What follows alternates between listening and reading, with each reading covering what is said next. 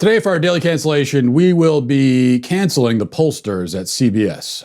Now, the media and the left were engaged in more of their customary performative hysterics yesterday over the results of a recent CBS poll. As a quick side note here, this is yet another poll for which I was not contacted. I have never been contacted about any poll or survey ever in my life. Neither has anyone in my family or anyone I've ever asked. Do they just poll the same 600 people? Where do they keep these people? Are they being held in a dungeon somewhere? Or maybe like a robotic womb a la The Matrix? But these are questions for another day, I suppose. In any case, this poll asked respondents about the coronavirus. I don't know how they would even know about the virus from their Matrix womb, but that, again, is beside the point. One of the questions was this. This is how it was framed. The number of U.S. deaths from the coronavirus has been, and then the options are acceptable or unacceptable.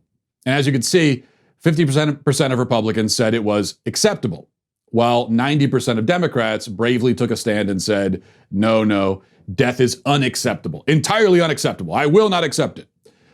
And I guess this explains why I don't get called for polls, because if they had asked me, I would have said option C.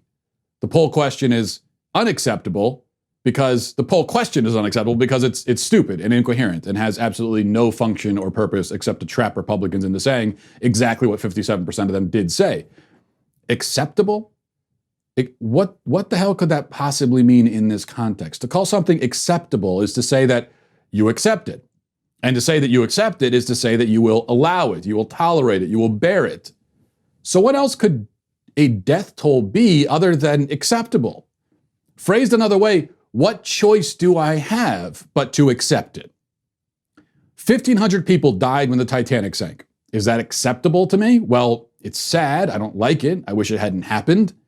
But now that it has, do I accept it? I suppose so. What other choice do I have? If I say no, I don't accept the Titanic death toll. Okay, then what does that mean? What does that amount to?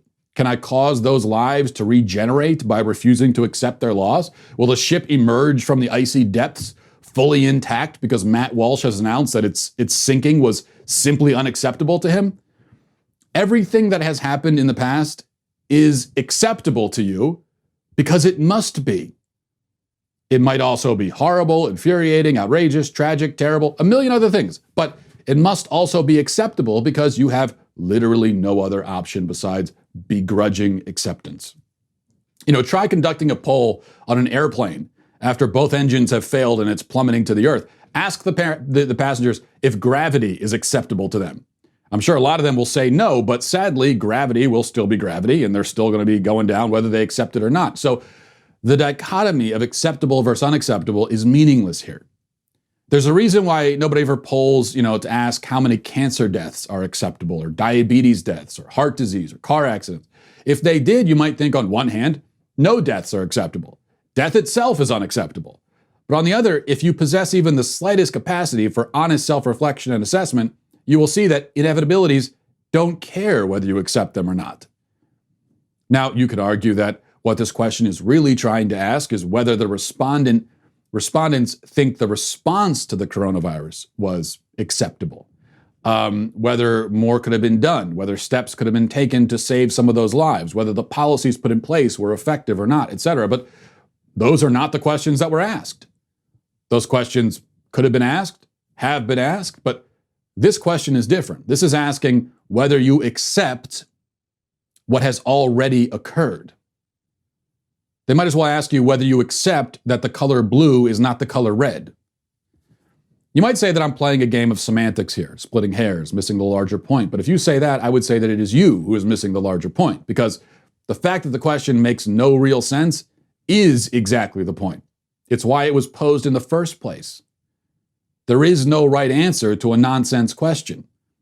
And there can only be one reason why pollsters would pose a nonsense question. It's because they can frame the answer however they want. It becomes like some sort of strange reverse Rorschach test type of thing. But let's pretend for a moment that this question had been posed about the future. Rewind the clock back. What if they'd been asked whether 170,000 potential deaths in the future would be acceptable? Maybe if you want to be generous, you'd say that that's what the poll question is getting at. It's asking, if you could go back in time to before the deaths occurred, would you consider 170,000 plus deaths acceptable? Of course, again, if that's what they meant to ask, they could have asked it. But let's pretend they did. Would that make more sense? No, not at all. Past deaths obviously can only be acceptable to us because they are facts, and one can only accept facts or shut his eyes and think happy thoughts instead. But not a lot of good that does. What about future deaths? Those aren't facts yet. Can we talk about acceptable versus unacceptable in that context? No, we can't. Or we can, but it will be a totally arbitrary and meaningless conversation. 170,000 deaths is a lot. You say it's unacceptable. Fine. What amount of death from the coronavirus would have been acceptable to you? And how did you arrive at that figure? Would you have insisted that 0 people are allowed to die from this? Even 1 death is unacceptable? Okay, but was that ever an option? Was there ever even a theoretical possibility of no one in America dying from the global pandemic? Probably not. So what is your acceptable figure? And how did you arrive at that number? Let's pull something out of the blue. Let's say 50,000. Would that have been acceptable? If you say yes, then I'd have to ask how you know that 50,000 was ever in the cards, ever possible. And whether it was or wasn't, 50,000 is still a lot. It sounds horrible to say that 50,000 deaths are acceptable. Just like it sounds horrible to say that of 170,000 deaths or any amount of death. There just is no way to ever attach the word acceptable to death, any death in any number, that won't sound bizarre, callous, and somewhat sociopathic. That's because, again, acceptable versus unacceptable is a meaningless dichotomy in this realm. And wherever we draw the line between the two, it will be unavoidably arbitrary. But I do think there's something deeper going on here, deeper than a dumb and pointless question. Our reaction to this pandemic, to this confrontation with a mortal threat, and thus a confrontation with the fact of our own mortality, has revealed again that we are a culture totally unwilling to accept the reality of death or confront it in an honest way. In fact, it turns out lots of us really do think that not accepting death is a viable option, which is why many people support the idea of locking down all of society and hiding in our homes indefinitely. Economy be damned, thousands of small businesses be damned, personal liberty be damned, Constitution be damned, everything be damned, as long as we can avoid at all costs any amount of physical risk.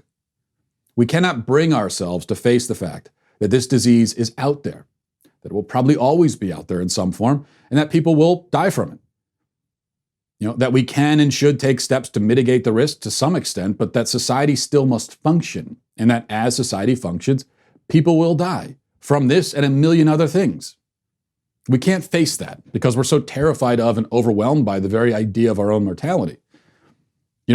We will not say to ourselves, I might die, and I accept that.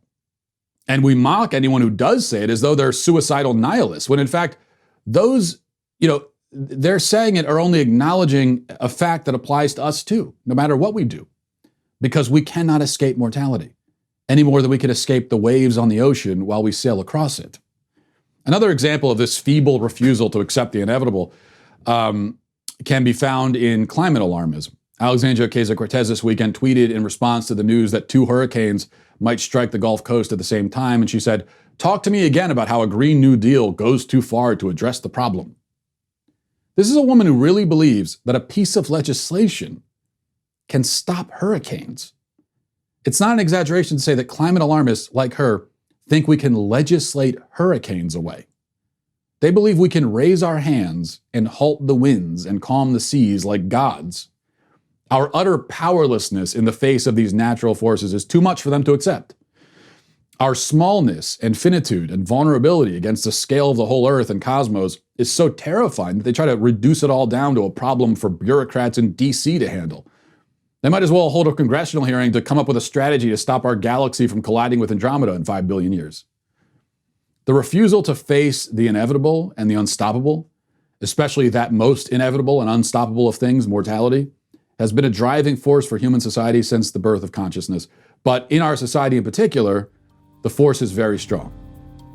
And never has that been more obvious than right now.